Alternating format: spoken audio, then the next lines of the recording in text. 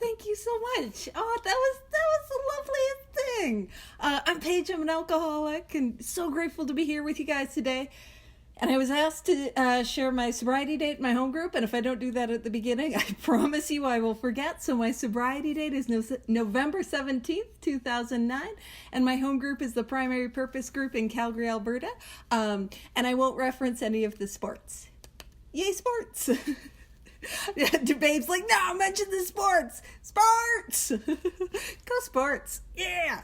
All right, and as I think Eileen definitely alluded to, it was a heavy, is I was asked to share my experience, strength, and hope, and sometimes I like to do that in a format that's called the Big Book Bounce Around. So if you have your book to hand, grab it. If you don't have your book to hand, that's fine. I'm going to read it. And if you're like a Big Book Bounce Around, I've never heard of that format before. It's because I made it up. That's what happened. And so we're gonna be bouncing around the big book, and it's great that Eileen was on page 102 because we're gonna kick it off on page 100. So if you were following along, we are not far away. We're gonna then take a big bounce into Roman numerals after is probably where we're gonna go. So spoilers. Alrighty, so we're on page 100, and it's the first full paragraph. It says, both you and the new man must walk day by day in the path of spiritual progress. If you persist, remarkable things will happen. When we look back, we realize the things which came to us when we put ourselves in God's hands were better than anything we could have planned. Followed the dictates. I don't like that word. That sounds like somebody tell me what to do, and I don't know about you. When I got here, I wasn't following any directions. I was definitely lost. That's probably why. I was not going to ask for help or listen to directions. But what are the dictates? The 12 steps. So follow the 12 steps of a higher power, and you will presently live in a new and wonderful world no matter what your present circumstances. And that's what I want to talk a little bit about today.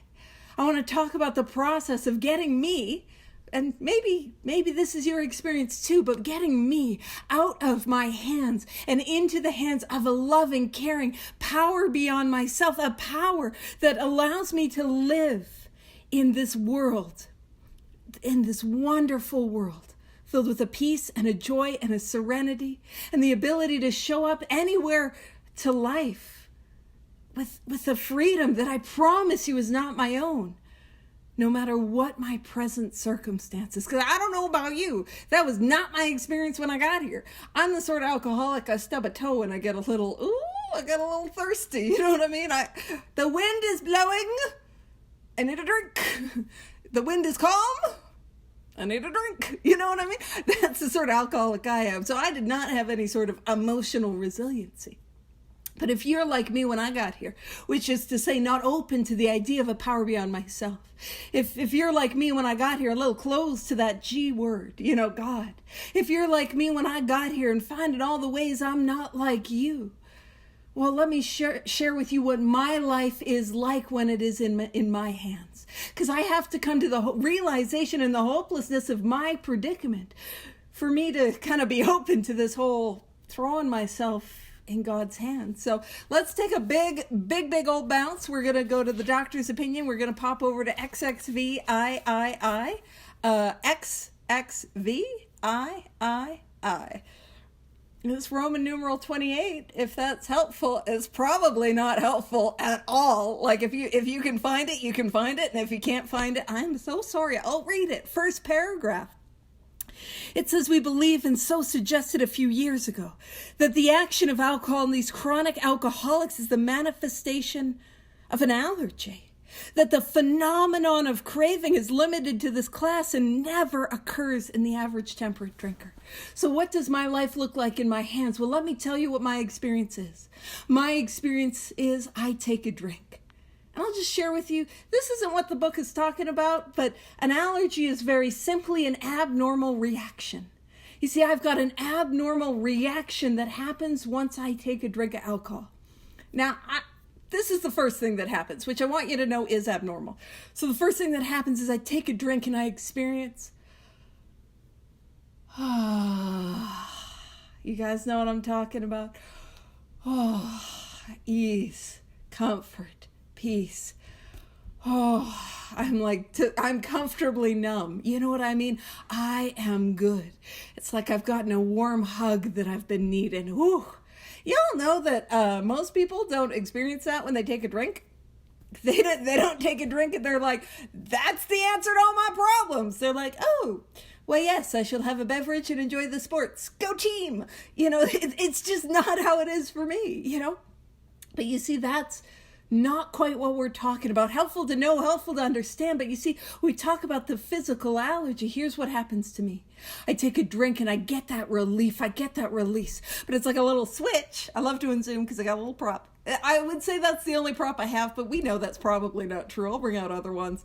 If you peer pressure me enough, I will bring out props. But it's like a little switch, flip the switch, that goes off and it tells me more.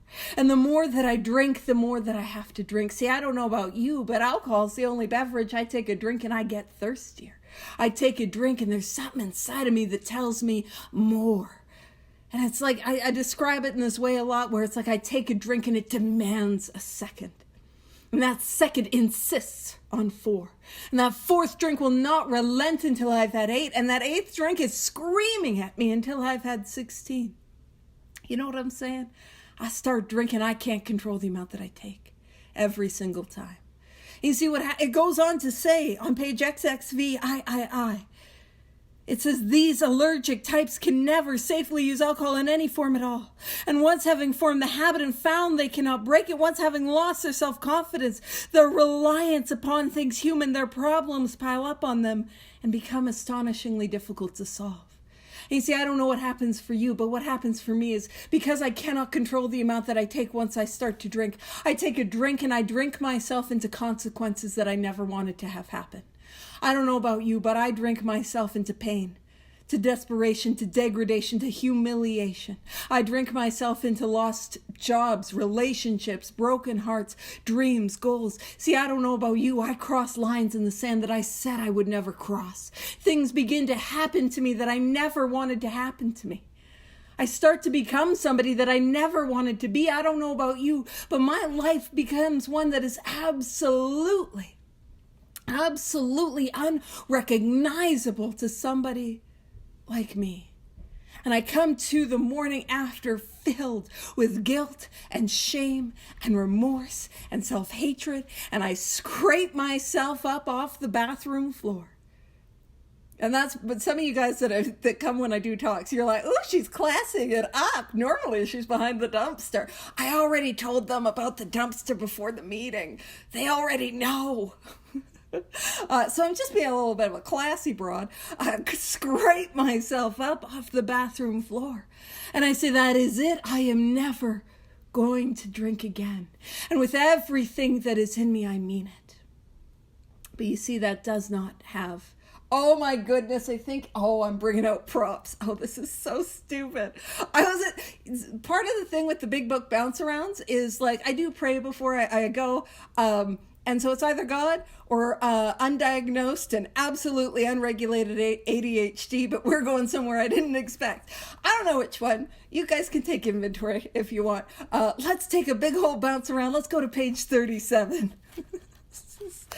Oh, I'm giggling because what I'm about to do is stupid, and I hope I can find more than one of them, because if not, we got 2, that works. All right, so let's pop over page 37. We're going to look at the second full paragraph on page 37. You may think this is an extreme case. And we're talking about Jim. We're talking about our guy Jim, who had a case of the Suddenlies. And that's what we're going to talk about. Anyone here ever get a case of Suddenlies? You're living your life, and then you're like, drink in hand, how did that happen? You know what I'm saying? Case of the Suddenlies. You may think this is an extreme case. To us, it is not far-fetched. For this kind of thinking, not this type of drinking, has been characteristic of every single one of us.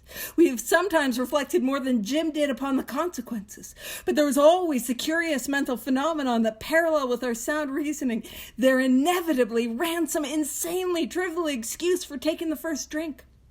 Our sound reasoning failed to hold us in check. The insane idea won out. The next day we could ask ourselves in all earnestness and sincerity how it could have happened. And what we're talking about there is the mental obsession. See, I scrape myself off the bathroom floor or peek my head around the dumpster, and I say with everything that is in me, I do not want to drink again. I'm never going to do this again. And with everything that is in me, I mean it. But a day, a week, a month, several months down the line, I get a thought. And that thought happens in my mind. And that thought happens when I am as sober as I am today, but my illness is untreated. It looks a little something like this. This time will be different. Nobody will ever know. I'll go out for 3 drinks, or I'll go out for 3 days. It's a little more reasonable. It looks like if you're feeling the way that I was feeling, you'd have to get drunk too. If you saw the way the Flames were playing, you'd have to get drunk too. And I feel, because I made fun of the Flames first, I can say if you saw how the Leafs were playing, you'd have to get drunk too. Did you know that there are Leafs fans that are able to stay sober? It has nothing to do with the outside conditions. And I'm Flames. I'm over here. It's not like our heart. Anyway, sports. Focus. I'm not even watching hockey. I'm not following. Anyway. But it looks like I'm going to kill myself anyway, so why don't I get drunk? It looks like F this, F you, F this book, F this meeting, F my sponsor, F my treatment center, F my sober living, F it, I'm getting drunk. It looks like I'm going about my life. I don't want to drink. I don't want to drink. I don't want to drink. I don't want to drink. And then suddenly I have a drink in hand and I don't know how it happened. It looks like the obsession being on me. Take a drink, take a drink, take a drink, take a drink. Until inevitably I give in and take a drink. And you see, that is what my life looks like in my hands.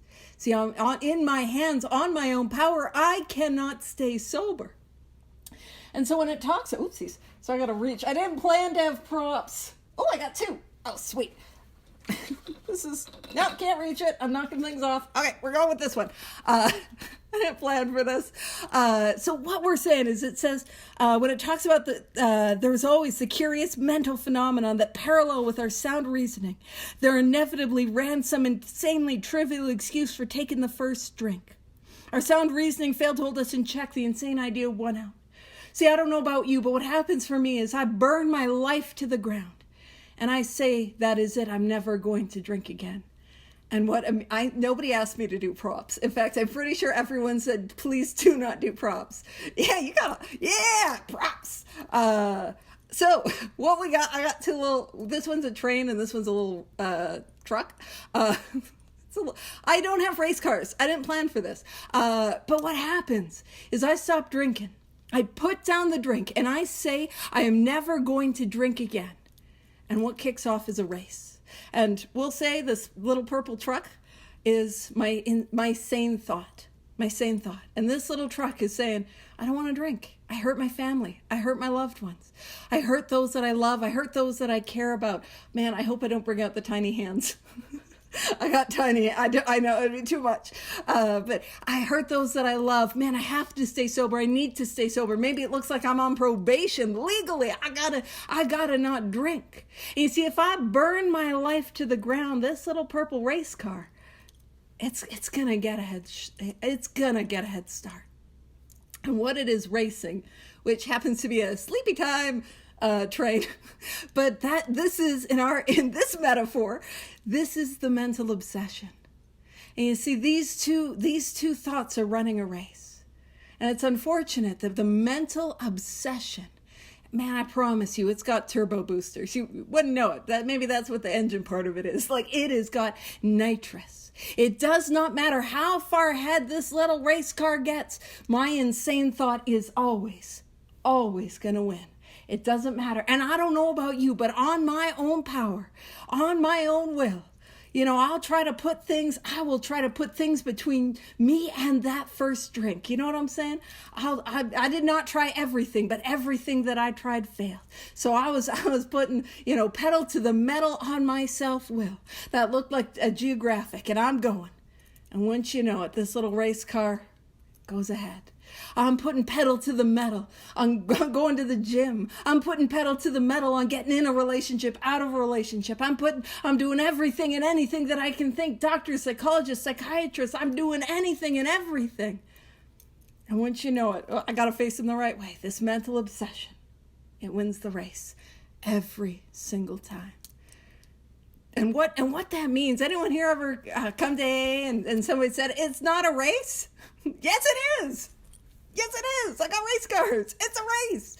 Now, I'm not racing you, but what am I racing? I'm racing the inevitability of the first drink. That's what I'm up against. I am up against the inevitability of the first drink. What that means is I am up against I will drink again. And that first drink is coming way faster than I think it is. You know what I'm saying? And that is what my life looks like in my hands. I have to stay sober. I need to stay sober. I cannot control the amount. Once I start to drink, and I'm going to drink again. This little race car, I know it's a train. This little race car is going to win the race every single time. I have to stay sober, but I can't stay sober. I need to stay sober, but I can't stay sober. I want to stay sober, but I can't stay sober. I'm going to stay sober for me. I'm going to stay sober for you. I'm going to stay sober for all the people that I love, all the things that I want, but I can't stay sober. That is what my life looks like in my hands, and that is the hopeless dilemma that I am in as an alcoholic. Now, I also want to point something out. That is what is lighting the fire under my butt. That is what's driving me to have to do this stuff, to dive into this work. But there's something else that happens. See, I don't know about you. Now, this is not diagnostic of alcoholism, but it's helpful to understand. Here's my experience. I put down the drink, and that period of time where the race is being run, that period of time before the insane thought begins to overtake my, I don't want to drink. Here's what my life is like. I won't take us back there, but on XXVIII, the doctor's opinion describes somebody like me as restless, irritable, discontent. On page 52, I will take us there. Let's pop over to page 52. Page 52. It's the second full paragraph, and it's what's known as the bedevilments. It said we had to ask ourselves why we shouldn't apply to our human problems the same readiness to change our point of view, to change our mind about the idea that maybe there could be a power beyond myself, maybe there could be a solution to my alcoholism. It says we were having trouble with personal relationships. What were my relationships like, drunk or sober? I'll tell you, the ice was thin. I just teed that up for another hockey reference, and I didn't mean to. It says we're having trouble with personal relationships. We couldn't control our emotional natures. I don't know about you, but I was all over the place emotionally. It says we couldn't control our emotional natures. We are a prey to misery and depression. See, I don't know about you. Misery and depression was on me, and I could not get freedom from it. You know what I'm saying? It was on me. Prey to misery and depression. We couldn't make a living. And that can look like I'm underemployed. That can look like I'm spending money that I don't have. It can look like I'm unemployed. It can look like I'm miserable at work. See, I don't know about you. I couldn't make a living. It says we had a feeling of uselessness. We were full of fear. I don't know about you, but I had that feeling of uselessness, that I was the biggest piece of garbage that ever lived, and I did not use that polite a word to describe who I was. And that fear, that anxiety where it feels like somebody's stabbing your shoulder blades. Like, that is how I lived my life. That misery and depression, man, I don't know about you, but for me, it's that I couldn't even get out of bed. Like, that's what it was like for me. It says we were unhappy. We couldn't seem to be of real help to other people. My life had no meaning, no purpose. It was full of futility and hopelessness. Now, I want to point some other stuff out. Let's pop over. Let's pop over to page 61, just real quick. We're talking about the actor playing the director. And it's going to be the middle paragraph, and I'm going to read in the middle of it, so do your best to follow along. Sorry, I'm a little all over the place. Pew, pew. That's that. The people that know me are like, we know. It's worse than normal today. All right, so we're talking about the actor being the director. And so what usually happens, the show doesn't come off very well. He begins to think life doesn't treat him right. So I'm showing up to life with these bedevilments and life is not working. And I decide to exert myself more. I become on the next occasion still more demanding or gracious as the case may be. Still the play does not suit him. Admitting he may be somewhat at fault, he is sure that other people are more to blame. He becomes angry, indignant, self-pitying. Do I know what that's like to fall into that hopeless pit of despair and be like, man, you guys weren't there for me. You don't understand. And to start losing people, to burn it if you went through what I went through. You know what I'm saying? And it says he becomes angry, indignant, self-pitying. What is his basic trouble? Is he not really a self-seeker even when trying to be kind? Is he not a victim of the delusion that he can rest? See, the root of the word wrestle is rest. Rest is to take by force satisfaction and happiness out of this world if he only manages well. And that's what life is like when it is in my hands. I am trying to wrestle. Satisfaction and happiness, and I am just trying to manage my misery, and I can't get anywhere. And that's not even talking about the alcoholism. The alcoholism is that I am doomed to drink again and it is going to kill me and ruin my life. But even when I'm able to put down the drink before the mental obsession gets me, it is pain and it is suffering and it is agony. That is my experience. And if that's not yours, that's okay. But that's my experience. And if that is your experience, what I want you to know is there's a solution. We have a solution here in Alcoholics Anonymous. We have an answer. We have a way out. We have a way that we don't have to feel like that. We don't have to live like that. We do not have to live in the cycle of chronic relapsing. We don't have to live in the pain of white knuckle sobriety. There is a solution. In fact, I didn't plan this segue. I feel like, ooh, that is a smooth segue. Normally, people who were like expert communicators wouldn't be like, ooh, that was a smart segue. I'm just going to tell you, let's pop over to there is a solution. Let's go to page 28. See what I did there? I didn't plan it. All right, there is a solution, page 28. And it says, we in our turn sought the same escape with all the desperation of drowning men. What seemed at first a flimsy reed has proved to be the loving and powerful hand of God. And it says a new life has been given us, or if you prefer, a design for living that really works. And so I'll tell you what my alcoholism is like. My alcoholism is it's a little like I come to a river. You know, I start drinking and I just start drinking because I'm thirsty. You know what I mean? I don't know what's wrong with me. I don't know what it means to be an alcoholic, especially before I started drinking. But I come to this river because I'm thirsty. I just need a drink. I didn't know the thirst was really a thirst for spirituality. I know, I'm paraphrasing Dr. Carl Jung. Some of you are like, girl, that was not an original thought. I know. The train was though. So I don't think I'm a person of genius. I think, I got some marbles over there. I literally knocked over the marbles. I don't know if they're lost, you know. But some of you are like, yeah, girl. But I come to the water because I'm thirsty. And I wade in a little bit just to take a drink. And what happens is that current is stronger than I think. And that current takes me, and that's my physicalology. The current has taken me. And what happens is I know, oh no, I can't stay here. I can't stay in this water. I can't drink again. And so I start to grab and grasp for all these things to get me out of the river. See, I don't know about you, but I'll grab a hold of some logs. And those logs can look like all the things that I try to put between me and the first drink, and I grab a hold of them. But the logs are wet, and I grab a hold and I fall off, and they start to like take me under. You know what I mean? I start to get trapped under them, and it doesn't work. And I don't know about you, but the longer that I am in that river, the stronger that current gets.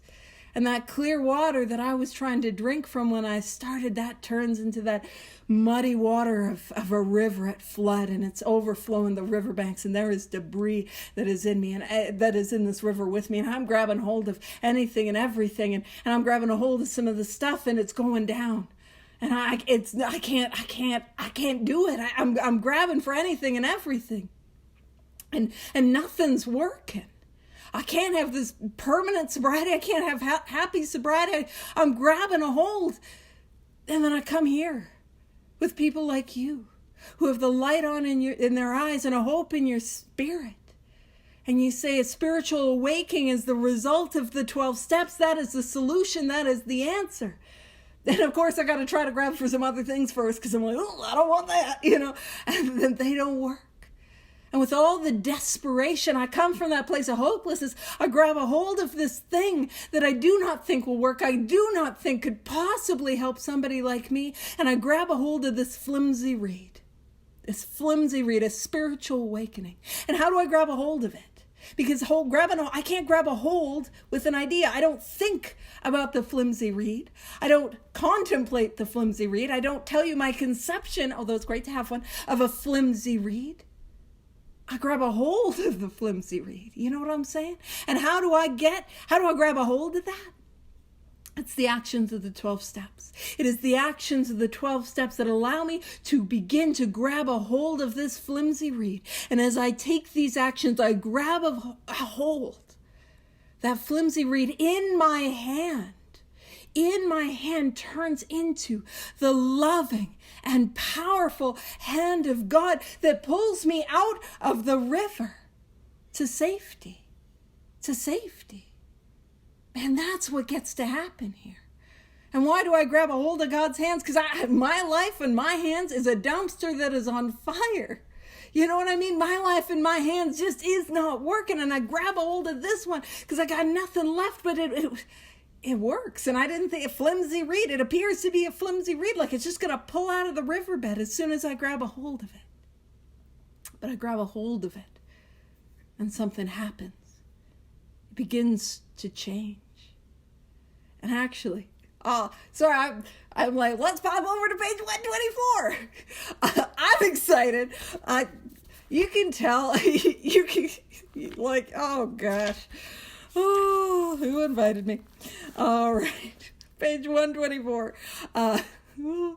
Let's pop over to page 124. So it's the first full paragraph. Henry Ford, doesn't matter who said it, once made a wise remark to the effect that experience is a thing of supreme value in life. So my experience is what has value. My experience is what matters. But it says this is only true if one is willing to turn the past to good account. I got to turn my past to good account. I've got to change. We'll talk about that. And it says we grow by our willingness to face and rectify errors and convert them into assets. How do I face my errors? My growth is contingent on what? My willingness to face and rectify errors. I face my errors in step 4. This is me grabbing a hold of that flimsy reed. I face my errors in step 4. I face them in step 5. I become willing. I sit with them in 6, in that quiet hour in 6. And I ask for them to be removed in 7. And it says, and to rectify is to set right. So I begin that process in the 7th step because I am willing and I ask to be a different person, to be changed, for the things in me that are blocking me from this power to be relieved, to be removed. And I go out and I make amends. I go out and I make amends for the harms that I caused. I go out and rectify my errors. You know, the things that I did, that I know in my heart, that I know in my soul, and the things that I know through the process of inventory, because there were some surprises in there. Oh, I was the jerk. Didn't know, news to me. But I see those, and I go out and I make that right. And that begins the process of converting my dark past, which I promise you in my life had no value when I got here. And why I say that, because that was the stuff that I wanted to kill myself behind. That was the stuff that made me feel like I was no better than like I was the biggest, worst human being that ever lived. That was the stuff that was driving me into like suicidal ideation and the hopelessness and like that. There was no value in I hate myself. There was no value in and I'm a piece of garbage. There was no value in that experience. But that's not my experience today. Today, my dark past is my principal asset. Spoilers! The alcoholic's past thus becomes the principal asset of the family, and frequently it's almost the only one. The painful past may be of infinite value. We cannot put a price tag on my experience, on our past. I didn't want to say my past because I didn't want to be like, ooh, check out the property value on that, like, ooh. But our past, the painful past may be of infinite value to others still struggling with their problems. We think each family which has been relieved owes something to those who have not. And here's my experience. I owe Alcoholics Anonymous a debt. Don't worry, there's no debt collectors. Well, actually, that's not true. I'll tell you what the debt collectors look like in Alcoholics Anonymous. They look like that alcoholic who comes into the door, comes in on the Zoom meeting in need of help, beaten, broken. That's the debt collector. It looks like that person reaching out and saying, hey, could you be of service? We could use somebody to chair the meeting, to open the meeting, to talk for a while. That is how I repay my debt. And wouldn't you know it, I can't get out of this debt. Because the more I try to pay it back, the more that I receive. See, I don't know about you, but the more that I give, the more that I receive tenfold. Like I can't even imagine. I can't even tell you. I couldn't imagine when I got here, but I can't even tell you what happens when I get to show up and be of service. And it says, so we think each family which has been relieved owes something to those who have not, and when the occasion requires, each member should be only too willing to bring former mistakes, no matter how grievous, out of their hiding places. And I want you to know, here's my experience. When I got here, there was stuff I didn't want to tell another human being. There were things that I had done, things that had happened to me. Man, I thought I was, again, the biggest piece of garbage. And I share my fifth step for the first time, and I come to feel like I'm not so alone. But the real freedom is in receiving the fifth steps of other alcoholics. And I receive a lot of those. And I promise you it is a privilege. And I want you to know what happens to me, or what happens for me, is I receive that fifth step, and that person, sponsee, or whoever's asking me for help, they share with me the worst thing that they ever did. They share with me that thing that they wanted to die behind. They share with me that thing that they think makes them the worst human being. Man, they share that with me, and how I feel about them changes. And not in the way that I would expect. See, I don't know about you, but I love them more. I love them more. I am a fall-down failure of a human being. I am a degenerate behind the Alberta Boot Factory doing non-conference approved dry goods and pissing my pants. You know what I mean? That is who I am. That is the failure degenerate. Man, I can't stay sober on my own power. I am miserable on my own power. And I love them more. If that is how this deeply flawed, frequently wrong, you can ask my sponsor, alcoholic can feel about another human being, how might the God of your understanding feel about you? I'm not doing better than God in any department, but I'm definitely not doing better than God in the love department. You know what I'm saying? Showing others who suffer how we were given help is the very thing which makes life seem so worthwhile to us now. Page 52, I had a feeling of uselessness. I had prey to misery and depression. I'm full of self-pity. I couldn't be of real use to other people. But now I get to sit down with other alcoholics. And I get to show them how I have recovered. The actions of the 12 steps is laid out in this book. Man, it has given my life meaning and purpose beyond anything that I could ever have imagined. It has given my life, man, it is a new life, one that I didn't earn, I didn't deserve, and I took some actions, and man, I received this gift. It is the most incredible thing, And it says cling to the thought, right? I got to cling, that flimsy reed. I'm clinging. Cling to the thought that in God's hands, the dark past is the greatest possession you have, the key to life and happiness for others. With it, you can avert death and misery for them. Man, I get to be a small part of the miracle of others. That is incredible. That is incredible. I mean, sponsorship, it's not optional. And I say that if you're not sponsoring, I don't mean to shame anyone or make anyone feel bad. I say that with love and enthusiasm, and let us help you. Let us help you have this incredible experience. Let's work with others, because taking somebody else through these 12 steps, man, it is incredible what happens. The key to life and happiness for others. With it, you can avert death and misery for them. I get to be a small part of their miracle. And how does my dark past get from my hands to God's hands? These 12 steps. I got 2 minutes left. Let's go back to page 100. Page 100. Both you and the new man, that sponsee, you and the new man, must walk day by day in the path of spiritual progress. We're walking together. We're shoulder to shoulder on this common journey. We're doing this together. Path of spiritual progress. I'm going to emphasize that. It is spiritual progress, not spiritual perfection, as opposed to progress, not perfection. Because what matters is, how am I progressing? How am I growing? How am I spiritually? Because that is the only thing that can keep me sober.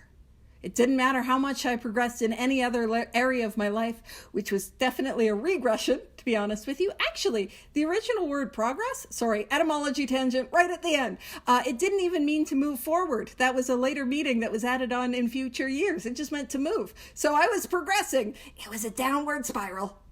But spiritual progress, how am I growing spiritually? That is what matters.